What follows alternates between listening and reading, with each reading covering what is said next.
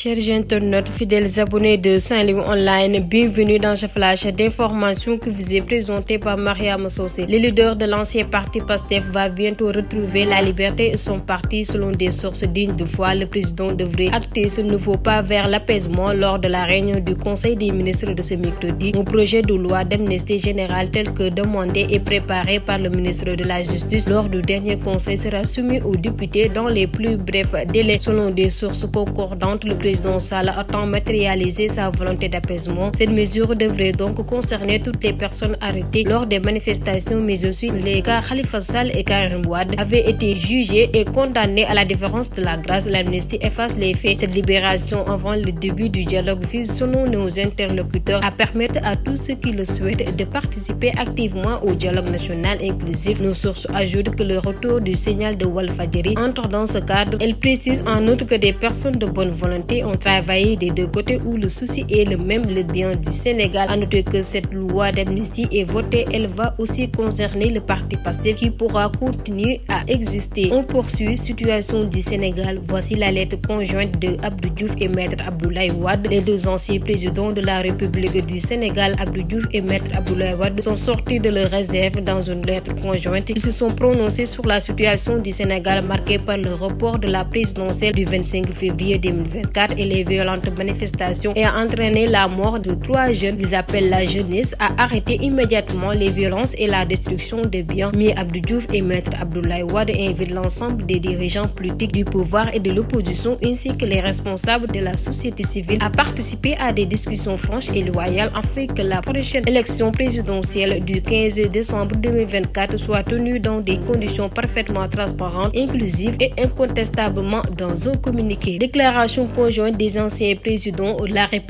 République de Mimi Touré pour la stabilité du pays. Il faut aller à l'élection présidentielle car Macky Sall ne sera pas président à partir du 2 avril. Tous les Sénégalais sont aujourd'hui préoccupés par la préservation de la loi au Sénégal. Il faut rappeler que le président Macky Sall n'a cessé d'agresser notre démocratie.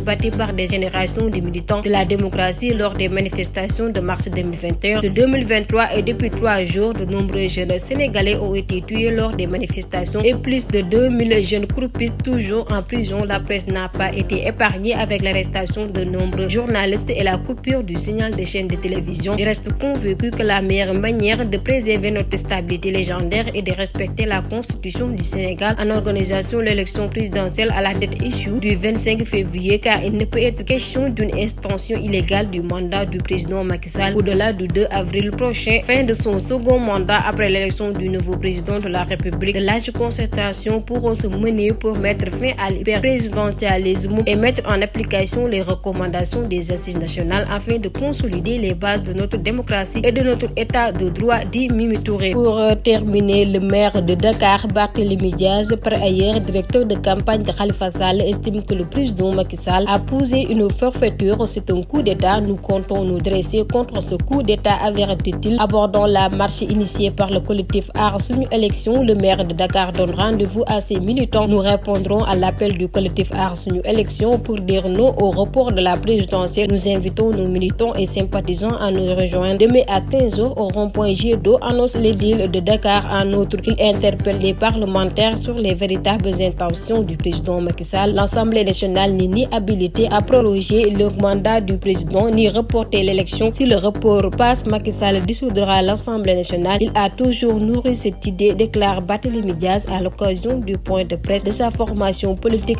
Taxawu Sénégal. Et voilà, c'était tout pour ce flash d'informations. Continuez à liker et à vous abonner sur ce. Portez-vous bien.